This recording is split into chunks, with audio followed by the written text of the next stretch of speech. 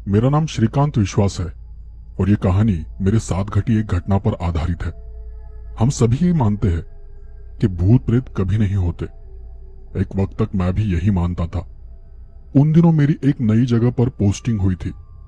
वहां ज्वाइन किए मुझे बस कुछ ही दिन हुए थे और उस दिन मेरी नाइट ड्यूटी थी। मैं अपने केबिन में बैठा झपकियां ले रहा था।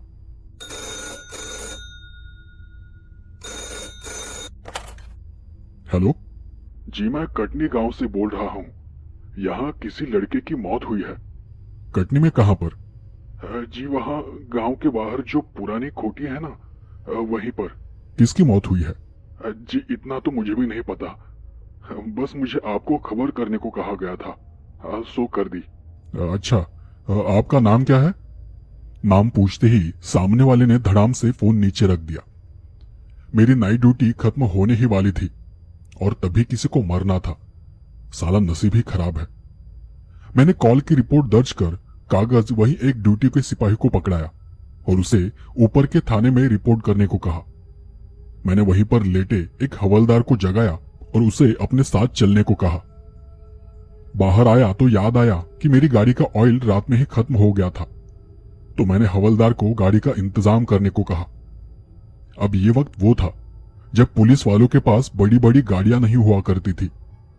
कहीं आना जाना हो तो साइकिल से ही काम चलाना पड़ता था। तो हवलदार साइकिल लेकर मेरे सामने आकर खड़ा हो गया। मैं भी चुपचाप जाकर साइकिल पर बैठ गया। कुछ आधे घंटे बाद हम गांव में उस कोठी के पास पहुंचे। मैं दूर खड़े होकर ही हर एक चीज को गौर से देखने लगा। देखा तो घर के बाहर लोगों की भीड़ लगी हुई थी। वही कोठी के पास एक शव पड़ा हुआ था।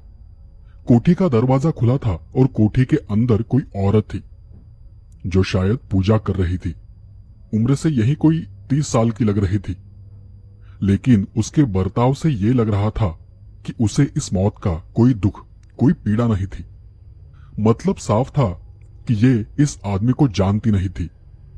मैं उस औरत को देखता हुआ उस लाश के पास चला गया। वहां गांव के प्रधान और कुछ लोग खड़े थे। मेरे वहां जाते ही सब पीछे हट गए। मैंने लाश के करीब बैठते हुए बारीकी से उसे देखा। लाश का शरीर सीधा था तो उसका सर पूरी तरह से उल्टा घुमा हुआ था। मतलब गर्दन को तोड़कर पूरी तरह से मोड़ा गया था और उसका सर, उसका चेहरा जमीन में धंसा हुआ था। थोड़ी गंदी बदबू भी आ रही थी। पांव पर और छाती पर पंजों के खरोचने के निशान थे। सर के पास, जख्मों पर और शरीर के नीचे के हिस्से के पास बहुत ज्यादा मक्खियां भिनभिना रही थी। मैंने हवलदार को उसे उल्टा करने को कहा तो उसने अपने हाथ के डंडे के सहारे उसे उल्टा करने की कोशिश की, लेकिन वो लाश इतनी भारी हो चुकी थी कि वो जरा भी हिली नहीं। तो मैंने वहीं खड़े एक आदमी से पूछा, कौन है ये? एक आदमी आगे आते हुए बोला, पता नहीं, चेहरा कहां देख पाए हैं। जब से आए हैं तब से ऐसा ही उल्टा पड़ा हुआ है। मतलब शरीर सीधा है लेकिन सिर उसका जमीन में धंसा हुआ है। मैंने अपने सर को खुजाते हुए कहा, अच्छा जाओ कोई चाय का बंदोबस्त करो। वो कहते ही गांव के प्रधान जी आगे आकर खड़े हो गए। अभी कर देते हैं साहब। और उन्होंने अपने पास खड़े अपने ही एक चमचे को इशारे में चाय लाने को कहा। वो भी उनका इशारा समझकर दौड़ता हुआ गांव की तरफ चला गया। मैंने एक गहरी सांस लेते हुए फिर पूछा, क्या यह कोई नहीं जानता कि ये कौन है? तभी वहां कोठी में जो औरत थी वो दरवाजे में आकर खड़ी हो गई। मैंने उसकी तरफ देखा। तब मेरी आंखों में वही सवाल था कि ये मरा हुआ आदमी कौन है। पर वो तो मुझे ऐसे घूर रही थी मानो वो मेरा खून ही कर देगी। मैंने अपना गला साफ करते हुए पूछा, जी क्या आप इसे जानती हो? वो औरत भले ही 30 साल की लग रही थी, लेकिन उसकी सुंदरता किसी 20 साल की लड़की से कम नहीं थी। वो मेरी बात का जवाब दिए बिना ही फिर से कोठी के अंदर चली गई। उसके जाते ही प्रधान जी थोड़ा उछलते कूदते मेरे पास आ गए और फिर मेरे कान के पास खड़े होकर धीमी आवाज में उन्होंने कहा, साहब ये तो चित्रा है, अभी अभी यहां रहने चली आई है, लेकिन गांव में किसी से कोई बात नहीं करती। सौंदर्य का बड़ा घमंड है इसे। सुना है कि उसके पति की हाल ही में मौत हुई है। उसके कुछ साल पहले उसके 2 बेटों की भी मौत हो गई थी, किसी हादसे में शायद। मैंने उसे चुप कराने के लिए कहा, इतनी जानकारी ठीक है, बाकी हम निकलवा लेंगे। लेकिन प्रधान जी तो उछल उछल कर बताए जा रहे थे, अरे साहब, आपको नहीं पता इस कोठी के बारे में। तो मैंने उनका सर पकड़कर उसे घुमाते हुए कहा ना, इतनी जानकारी ठीक है। तब जाकर प्रधान जी ने अपने पीछे देखा तो वो औरत फिर से अपने दरवाजे पर खड़ी थी। उसे देखते ही वो मेरा इशारा समझ गए और फिर शांत होकर पीछे भीड़ के पास जाकर खड़े हो गए। उस औरत ने अपने हाथ की चाय की प्याली रूखेपन से ही मेरी तरफ बढ़ाई। मैंने उसकी आंखों में देखते हुए चाय की प्याली को अपने हाथ में ले लिया। तभी प्रधान जी का सेवक हाथ में एक लोटा लिए हुए वहां पर दौड़ता आ पहुंचा और हाँफते हुए ही वो मेरे सामने आकर खड़ा हो गया। मैंने अपनी हाथ की चाय की प्याली की ओर इशारा करते हुए उसे कहा, जाओ और अब नाश्ते का बंदोबस्त करो। मेरे हाथ में चाय की प्याली को देख वो जैसे आया था वैसे ही दौड़ता हुआ वापस चला गया। वो औरत तब फिर से अपने कोठे के अंदर जाने लगी। मैंने चाय का एक घूंट पीते हुए उन्हें आवाज दी, जी बस 2 मिनट रुकिए। उन्हें लगा कि मैं चाय की प्याली ले जाने के लिए उन्हें रोक रहा हूं, पर तभी मैंने हवलदार को लाश को उल्टा करने का इशारा किया। हवलदार ने वहां खड़े एक आदमी को सहारे के लिए अपने पास बुलाया और फिर उन दोनों ने मिलकर उस लाश को सीधा कर दिया, मतलब उसका सर सीधा कर दिया ताकि उसका चेहरा दिखाई दे सके। पर सर सीधा होते ही भग करके एक गंदी बदबू हवा में फैल गई। सबने अपनी अपनी नाक पकड़ ली। वो बदबू असल में लाश के सड़ने की कम थी, पर उसके पैंट में जो उसने गंदगी की थी उसकी ज्यादा आ रही थी। लाश का चेहरा देख खुद मुझे भी उल्टी जैसा हुआ। अबे ये क्या है बे? ऐसा भी कोई वार्ता है क्या? उस लाश का कोई चेहरा ही नहीं था। चेहरे का पूरा मांस नोचा गया था। चेहरे की हड्डियां तक दिखाई दे रही थी। दोनों आंखें गायब थी। चेहरे का खून सूख कर काला पड़ चुका था। मैंने चाय की प्याली को साइड में रखते हुए कहा, अब है कोई इसे पहचानने वाला? उन सब ने नजर चुराते हुए उसे पहचानने की कोशिश की। असल में वो लाश इतनी बुरी हालत में थी कि उसकी तरफ देखा तक नहीं जा रहा था। फिर बिना आवाज किए सबने अपनी अपनी गर्दनें ना में हिलाई, क्योंकि सबने अपने हाथ से अपने नाक और मुंह को ढक रखा था। मैंने प्रधान जी को कहा, मैंने जिला प्रशासन को और थाने को खबर कर दी है। पंचनामा करने के लिए वहां से कोई ना कोई आता ही होगा। तब तक आप इस जगह का ध्यान रखिए। अब हमारी ड्यूटी खत्म हो गई है, हम घर जा रहे हैं। भानु जी, आगे की कार्यवाही आप कर लीजिए। अब आगे की इंक्वायरी लाश के पोस्टमार्टम रिपोर्ट आने के बाद और लाश की पहचान होने के बाद होगी। मैंने हवलदार को कुछ सूचनाएं दी और वहां से निकल पड़ा। असल में मुझे बहुत नींद आ रही थी। मेरे निकलते वक्त प्रधान जी का सेवक फिर से दौड़ा दौड़ा मेरे सामने आकर खड़ा हो गया। मैंने उसे गुस्से से देखते हुए कहा, मुझे तो यही खूनी लगता है, बार बार आने में लेट हो रहा है। मेरी बात सुनते ही वो मेरे सामने गिड़गिड़ाने लगा, साहब मैंने कुछ नहीं किया साहब। उस वक्त मेरा सारा ध्यान उस औरत के चेहरे पर था। असल में मैं ये देखना चाहता था कि मेरी बात का उस पर क्या असर हो रहा है, लेकिन उसके चेहरे की एक रेखा तक नहीं हिली। वो उसी गंभीरता से बिना पल के झपकाए मुझे देख रही थी। मैंने सेवक के हाथ का वो डिब्बा लिया और उसे कहा, अबे गिड़गिड़ाओ मत, मजाक भी नहीं समझते क्या? और मेरी बात सुनकर वो रोते रोते ही हंसने लगा और पीछे चला गया। मैं वहां से साइकिल लेकर सीधा अपने सरकारी क्वार्टर पर गया। मुझे केस इतना उलझा हुआ तो नहीं लग रहा था। देखो, बात ऐसी है कि गांव इलाकों में ज्यादातर पैसे या फिर जमीन जायदाद के लिए खून होते हैं, और खून भी किसी रिश्तेदार, किसी दोस्त या फिर किसी दुश्मन ने ही किया होता है। ये 150 लोगों के बीच में चोर या खूनी को ढूंढना इतना मुश्किल नहीं होता। तो ऐसे मामलों में खामखा अपना दिमाग लगाना मतलब वक्त जाया करने जैसा है। ये सोचकर मैं नाश्ता खाकर आराम से बिस्तर पर लेट गया। दिन भर आराम करने के बाद रात मैं ड्यूटी पर चला गया। मेरे जाते ही हवलदार भानु ने एक रिपोर्ट मेरे सामने रख दी और वो मुझे अपडेट देने लगा। लाश को पोस्टमार्टम के लिए भेज दिया है। आसपास पूछताछ की पर किसी को कुछ मालूम नहीं था कि वहां क्या हुआ है और कोई उसे पहचानता भी नहीं था। लोग सीधे सीधे कहने से डर रहे थे, लेकिन ज्यादातर लोगों का यही कहना था कि वो कोठी भूतिया है। ये शब्द सुनते ही मैंने पंचनामा से नजर हटाकर हवलदार के मुंह की तरफ देखा। अबे भूतिया नहीं, अकल से तुम भूतिया लगते हो। साले अनपढ़ गवार, कुछ सबूत मिला नहीं कि लगे भूतिया भूतिया चिल्लाने। अबे पहले कुछ ढूंढो तो सही। हवलदार भानु ने अपनी सफाई में कहा, जी मेरा नहीं, उन गांव वालों का यह कहना है। मैंने रिपोर्ट नीचे टेबल पर रखते हुए कहा, अच्छा तो क्या रिपोर्ट में हम ये लिख दे कि उस आदमी का खून जो है वो किसी भूत ने किया है और भूत को तो हम गिरफ्तार कर नहीं सकते, और अगर उसे पकड़ना है तो उसके लिए हमें मरना पड़ेगा। समझ रहे हो? अरे डिपार्टमेंट हमको भूतिया बोलने लगेगा। अच्छा रहने दो, लोगों के स्टेटमेंट तो रिकॉर्ड किए कि नहीं? रिपोर्ट के पन्ने पलटते हुए भानु बोला, जी बाकी किसी का तो नहीं लिए, क्योंकि कोई उसे पहचानता ही नहीं था और न ही किसी ने उस घटना को होते हुए देखा था। पर मकान मालकिन का लिए है, वही चित्रा जी, जिनकी कोठी के बाहर वो लाश मिली थी। यही सही काम किए हो। ऐसा कहते हुए मैं उस औरत की स्टेटमेंट को पढ़ने लगा। चित्रा कृष्णा राव। अब मैं पूरा स्टेटमेंट यहां पढ़कर नहीं सुना पाऊंगा, पर उसमें क्या लिखा था वो आपको बताता हूं। बीच रात मुझे घर की माड़ी पर किसी के चिल्लाने की, चीखने की आवाजें सुनाई पड़ी। वक्त यही कोई 1 बजे के करीब का था। उसके बाद कोई तेजी से यहां वहां दौड़ने लगा। फिर कुछ देर बाद सब कुछ एकदम से शांत हो गया, पर मैं वहां अकेली होने के कारण मुझे अपने कमरे से बाहर जाने से डर लग रहा था।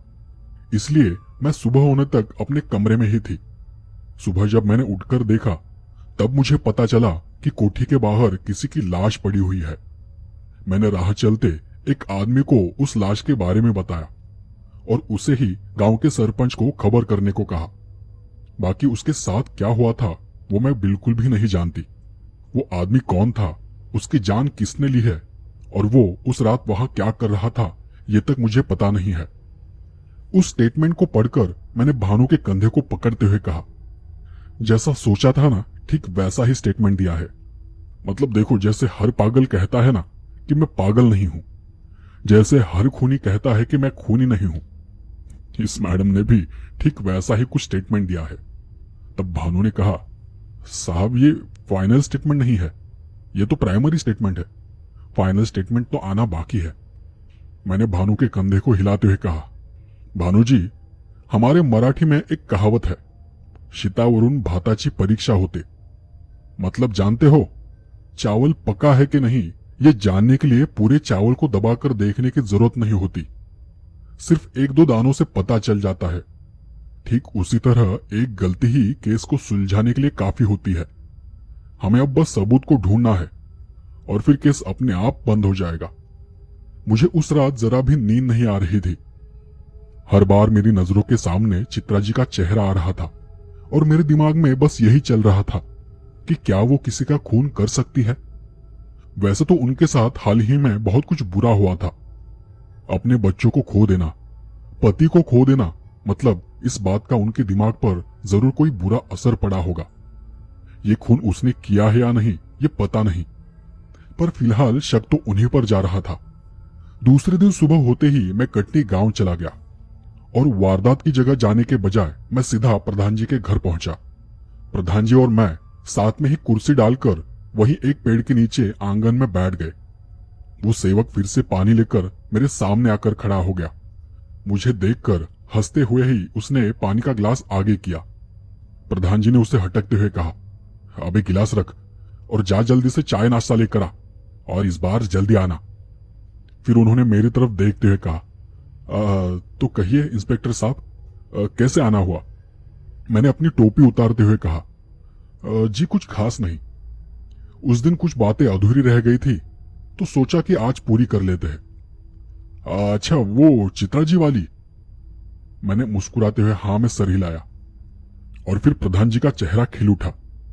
अरे साहब, ये जो चित्रा है ना, इसे तो मैं बचपन से जानता हूं। इसके माता पिता भी बड़े खानदान से थे, बड़े अमीर लोग थे। जब ये दोनों छोटी थी ना, तब उन्होंने ही गांव के बाहर ये कोठी बनवाई थी। उनकी बात सुनकर मेरे मन में एक सवाल उभर आया। वो दोनों कौन? दोनों? जी, पिताजी कृष्णाराव और माताजी संध्या। नहीं नहीं, आपने अभी कहा ना वो दोनों छोटी थी तब। ये दोनों छोटी कौन? अच्छा अच्छा, अरे मतलब कृष्णा जी और संध्या जी की दो बेटियां थी। एक का नाम माया था और दूसरी का नाम चित्रा। ये वही चित्रा है, उनकी सबसे छोटी बेटी। माया की तो जवानी में ही मौत हो गई थी। हैरानी की बात तो यह है कि उसकी मौत भी कुछ इस तरह ही हुई थी। उसके भी चेहरे की चमड़ी गायब थी। उसकी मौत को अब कुछ 5 या 6 साल बीत गए होंगे।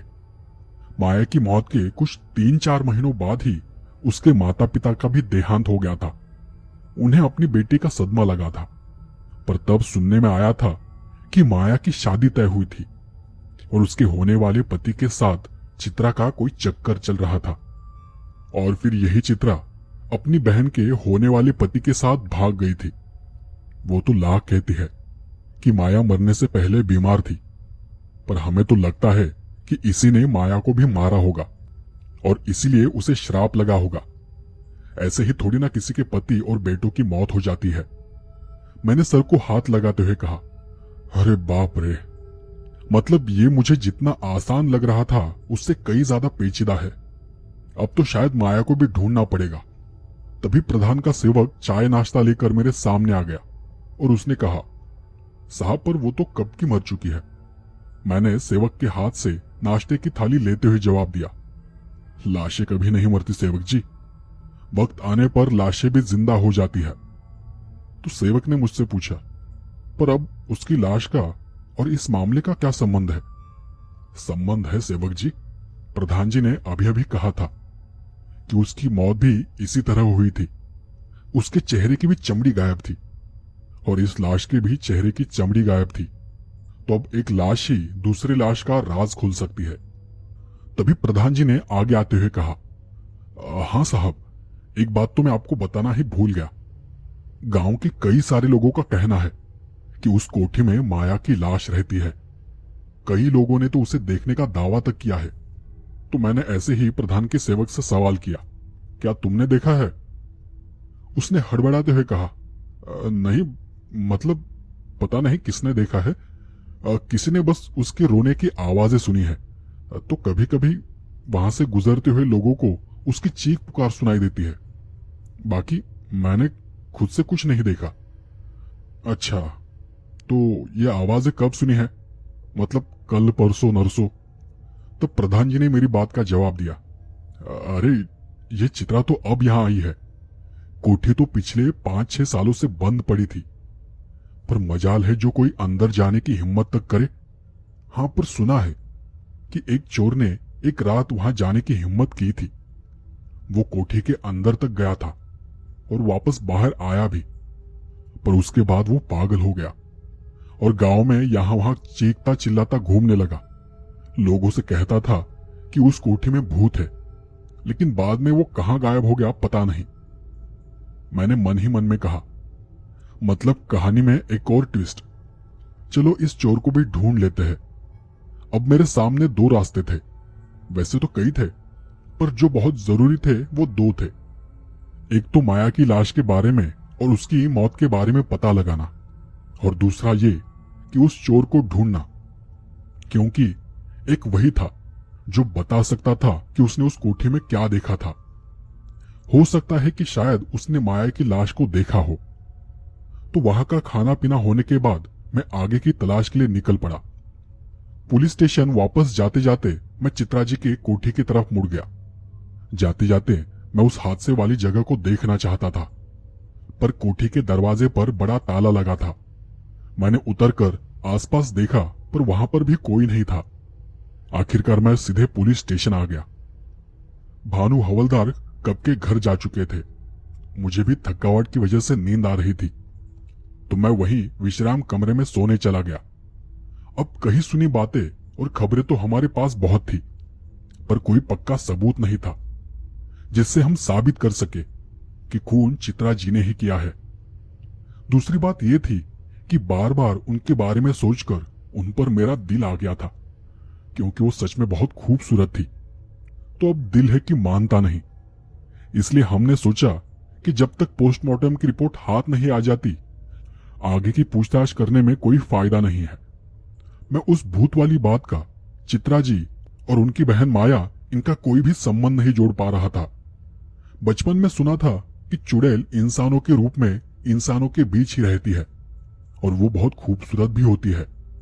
मन में एक विचार आया कि कहीं ये चित्रा जी कोई चुड़ैल तो नहीं।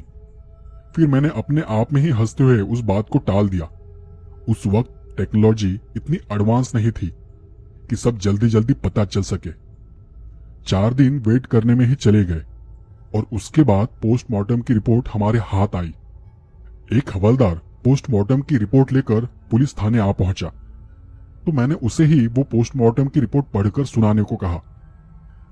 पोस्टमार्टम के मुताबिक विक्टिम की मौत हार्ट अटैक से हुई है और उसने खुद ही अपने हाथों के पंजों से अपने चेहरे को और अपने बदन को बेरहमी से नोचा है।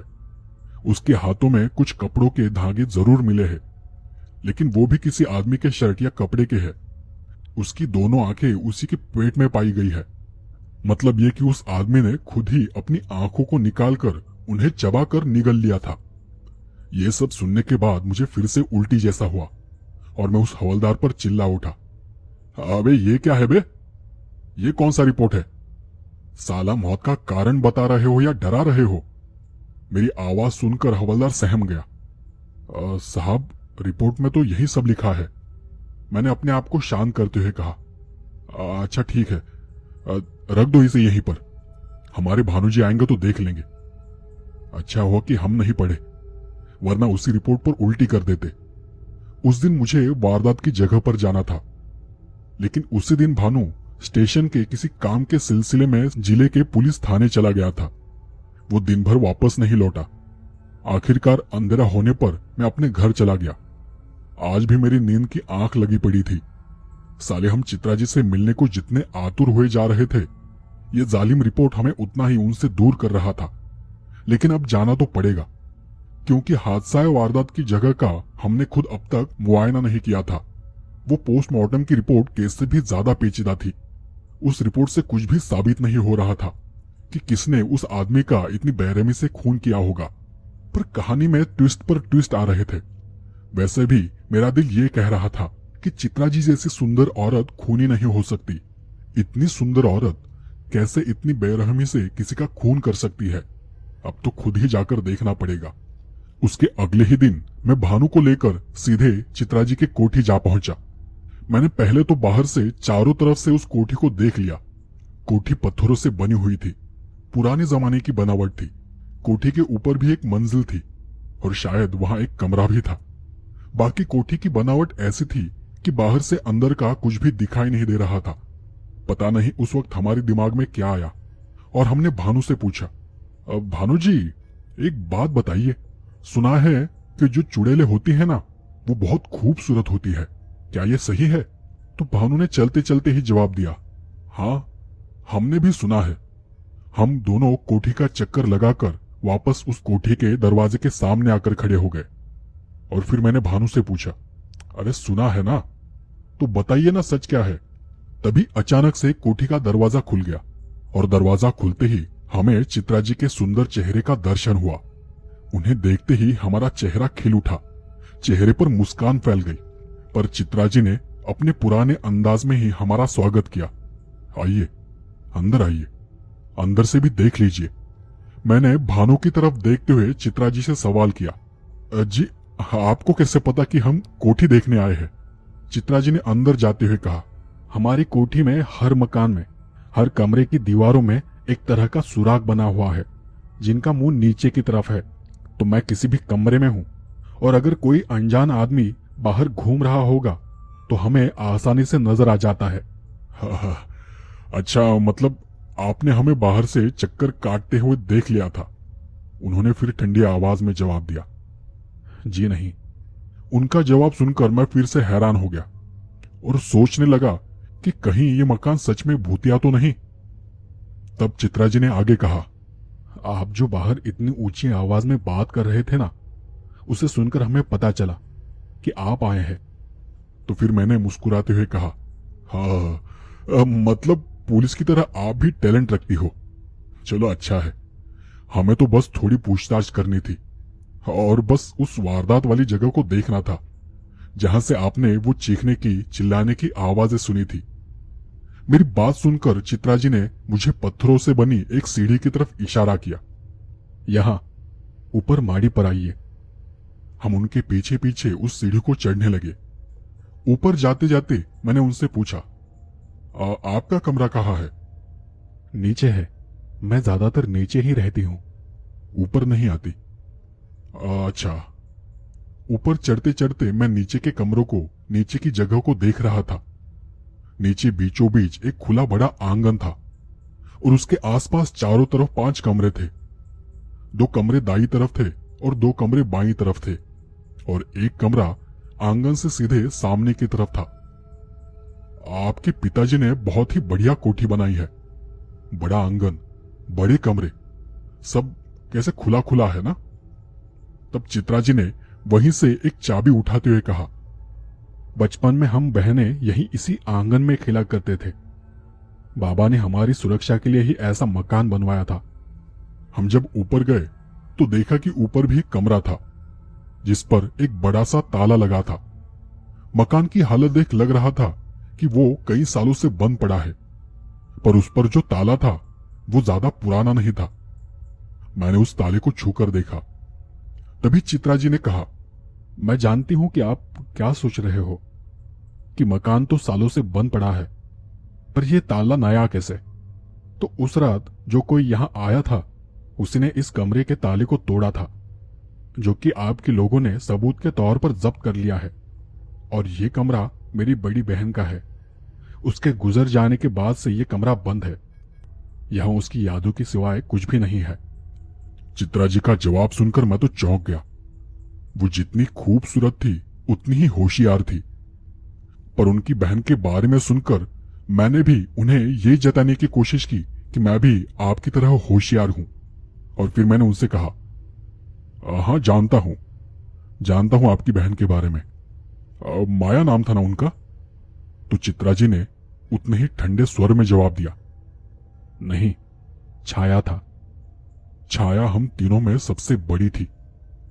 उसकी बात सुनकर मेरा दिमाग चकरा गया, क्योंकि प्रधान जी ने तो कहा था कि वो 2 बहनें हैं, चित्रा और माया। ये तो 3 बता रही है, चित्रा, माया और छाया। अगर ऐसा ही चलता रहा तो शायद मैं भी उस चोर की तरह पागल हो जाऊंगा। तब चित्रा जी ने आगे कहा, आप आगे कुछ पूछो, उससे पहले मैं फिर से आपको बता देना चाहती हूं, मैं चित्रा हूं। मेरी 2 बड़ी बहनें थी, मुझसे बड़ी माया और उससे बड़ी छाया थी। छाया जब 30 साल की थी तब उसने आत्महत्या कर ली थी।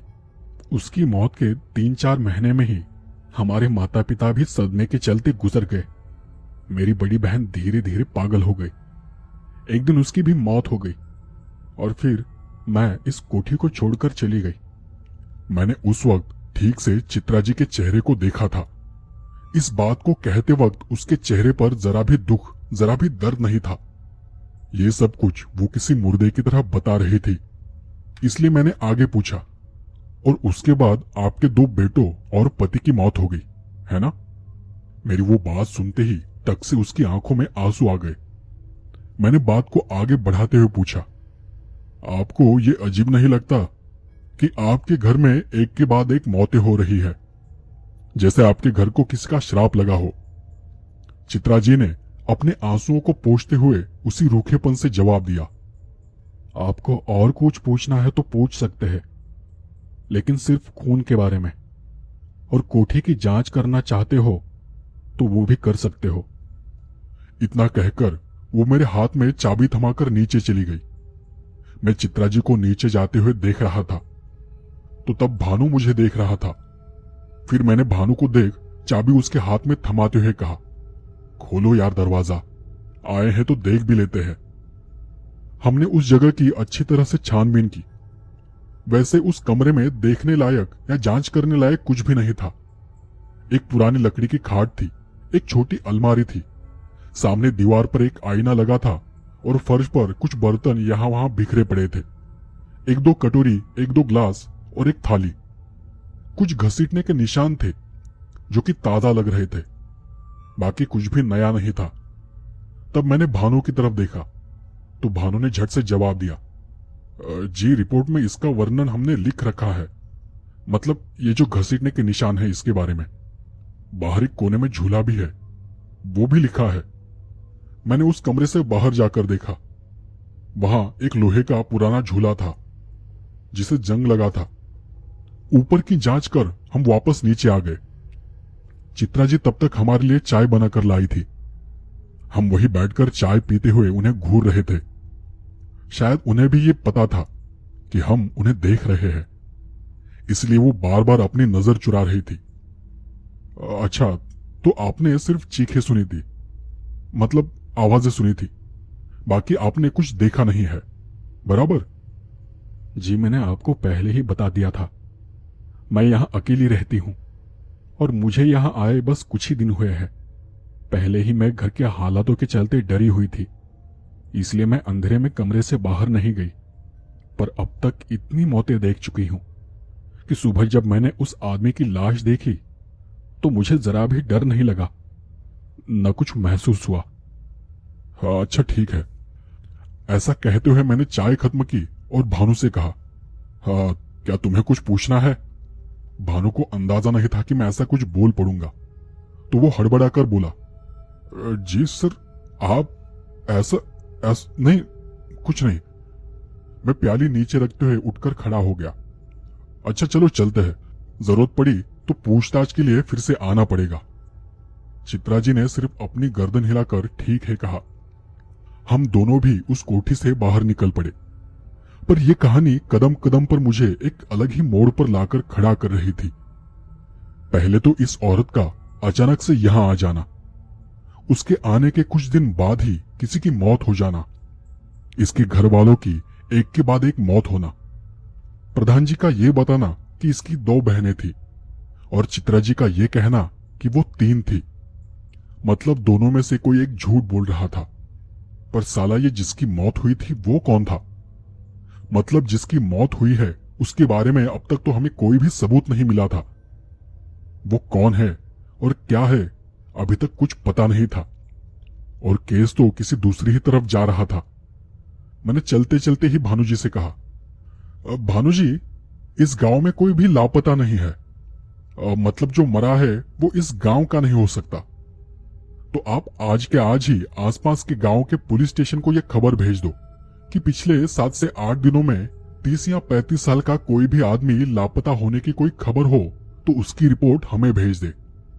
भानु जी ने जी सर करते हुए बाइक स्टार्ट की और हम वापस अपने ठिकाने के लिए निकल पड़े।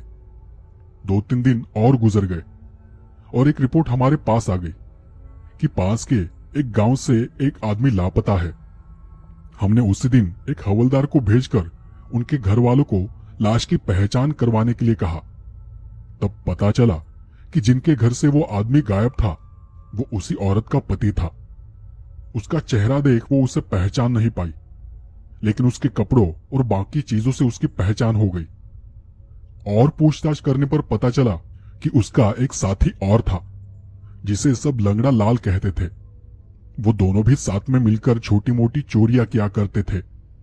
लंगड़ा लाल के बारे में और पूछताछ करने पर पता चला कि वो एक छोटा मोटा चोर है जो कि घटना के दिन से गायब है। उसके बाद उसे किसी ने भी नहीं देखा। हमने तुरंत आसपास के थाने में ये खबर कर दी कि लंगड़ा लाल जहां भी दिखाई दे तुरंत उसे गिरफ्तार कर लिया जाए। उसके बाद करीबन 10 दिन गुजर गए। अब तक हमें लंगड़ा लाल के बारे में कोई भी सुराग, कोई भी सबूत नहीं मिला था। हमने उसे हर एक मुमकिन जगह पर ढूंढा था, लेकिन उसके बारे में किसी को कुछ भी पता नहीं था। पता नहीं कि उसे आसमान निगल गया था या जमीन खा गई थी। तंग आकर मैंने उस दिन सुबह ड्यूटी पर जाते ही छुट्टी की अर्जी डाल दी और भानु से कहा, कुछ दिन के लिए मैं छुट्टी पर जा रहा हूं। लंगड़ा लाल कहीं भी दिखाई दे या उसकी कोई भी खबर मिले तो उसे पकड़कर मुझे खबर कर देना, मैं तुरंत यहां आ जाऊंगा। तभी प्रधान जी का सेवक दौड़ता ही वहां आ गया। उसे देखते ही मैंने कहा, अबे इस साले को अंदर डालो बे, ये हमेशा भागता रहता है। उसने हाथ जोड़ते हुए कहा, अरे साहब, प्रधान जी ने भेजा है, उनके बेटे की शादी है ना आज, तो वो आपको न्योता देना भूल गए थे, इसलिए उन्होंने मुझे भेजा है। तो मैंने उसे टालते हुए कहा, अबे हमें क्यों बुला रहे हो, हम कौन सा उनके रिश्तेदार लगते हैं। तभी भानु ने मुस्कुराते हुए कहा, अरे साहब, बुला रहे हैं तो हो लीजिए, इसी बहाने मिलना जुलना भी हो जाएगा। मैं समझ गया कि भानु किससे मिलने जुलने की बात कर रहा था, तो मैंने उस सेवक को देखते हुए कहा, समझ रहे हो। उसने अपना सर ना में हिलाया। अच्छा चलो निकलो, हम शाम को आते हैं ड्यूटी खत्म करके। अब मैं बेसब्री से शाम होने का इंतजार कर रहा था। शाम होते ही मैं स्टेशन से तैयार होकर अपनी खटारा बाइक लेकर कटनी गांव की तरफ निकल पड़ा। चित्रा जी के मकान को देखते हुए पहले तो हम सीधे प्रधान जी के घर चले गए। वहां हमने बातों बातों में गांव के कई लोगों से चित्रा जी और उनकी बहन के बारे में पूछा, पर उस कोठी का या फिर उनका नाम लेते ही लोग या तो डर जाते थे या फिर बात करने से मना कर देते थे। बाकी जिस किसी ने बात की, उनका कहना था कि वो सिर्फ 2 बहनें थी, तीसरी के बारे में कोई कुछ भी नहीं जानता था। तो किसी ने कहा कि चित्रा और माया दोनों भी अच्छे स्वभाव की थी, पता नहीं कि उनके घर को किसकी नजर लग गई थी। इस सब में किसी ने भी उसकी तीसरी बहन छाया का जिक्र नहीं किया था, इसलिए मैंने फिर से इस बारे में प्रधान जी से बात नहीं की। अब जो भी बात करनी थी वो चित्रा जी से करनी थी, क्योंकि अब सारा शक उन पर जा रहा था। फिर वहां खाना पीना खत्म कर मैं सीधा चित्रा जी की कोठी पर चला गया। अपने कपड़े वगैरह सब ठीक ठाक कर मैं उनकी कोठी के दरवाजे के सामने खड़ा हो गया।